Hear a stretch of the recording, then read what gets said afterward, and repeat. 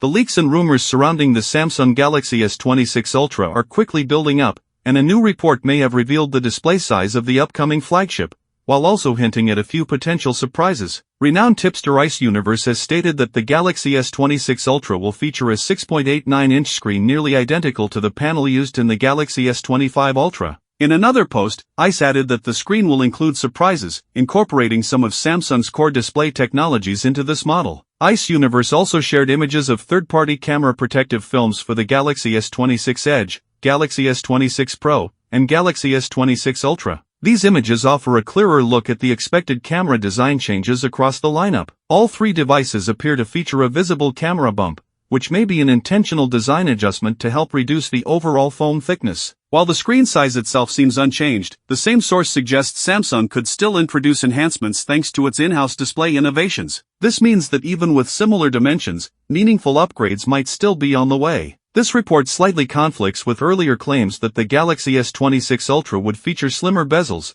allowing for a larger display within the same overall frame. However, it's also possible that both the bezel size and the device footprint could be reduced. What are your thoughts on this? Let me know in the comments section. Hey guys, welcome back. Let's talk about one of the hottest topics surrounding the Galaxy S26 Ultra, the fate of the S Pen. Now, there's been a lot of confusion and rumors floating around, but here's what we know so far. According to tipster Tarun Vats, the S26 Ultra is getting a redesigned S Pen with Bluetooth support. The catch? It may not include every feature that we saw on the Galaxy S24 Ultra's S Pen. Meanwhile, tipster Bennett proclaims Samsung is testing multiple prototypes, some with an S Pen slot and some without. That of course raised alarms for fans who thought Samsung might ditch the S Pen altogether. But then we got stronger evidence on the other side. Ice Universe shared an image that clearly shows an S Pen slot, and tipster CID backed this up, saying the S26 Ultra will indeed keep the built-in S Pen. Even Sam Loverblog has confirmed Samsung isn't walking away from its iconic stylus anytime soon. In fact, one of the leaked images highlights the S Pen chamber, giving fans even more reassurance. So for now, it looks like the S Pen is here to stay, at least with the Galaxy S26 Ultra. But here's my question to you. Should Samsung keep the S Pen as a defining Ultra feature,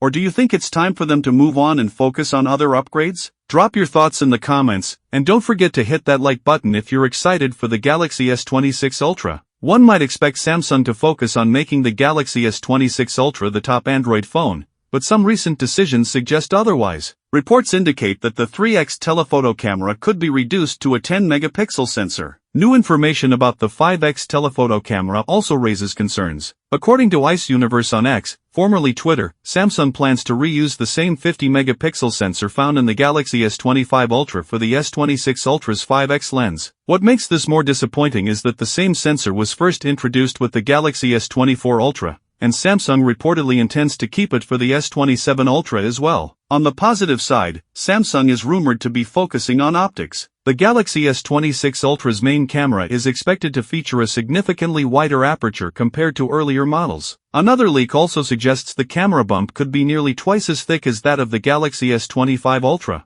Earlier leaks hinted that the Galaxy S26 Ultra could support 60-watt wired fast charging, an upgrade over the 45-watt limit on the Galaxy S25 Ultra. Samsung has not increased its maximum charging speed in several years, so many fans were hopeful this boost might finally arrive in 2026. However, since the 60-watt speculation came from a One UI 8.5 leak, there's still a possibility that the information may not be accurate. What are your thoughts on this? Let me know in the comments section. We're now going to run through the full specs, design, and expected pricing to help you decide which one is right for you, so hit subscribe now. And let's dive right into it. First up, the standard Galaxy S26. It's coming with a 6.2-inch Dynamic AMOLED display with improvements in brightness and color accuracy. We get a 120Hz display with HDR10+, and a resolution of 1080 by 2340. The display will be protected by Gorilla Glass Victus 3. For selfies, it has a 12-megapixel punch-hole camera. On the rear, there's a triple camera setup consisting of a wide, ultra-wide, and telephoto, but the exact sensors are still unknown. It'll be powered by the Snapdragon 8 Elite Gen 2 chipset and comes with 12GB of RAM and up to 512GB of storage,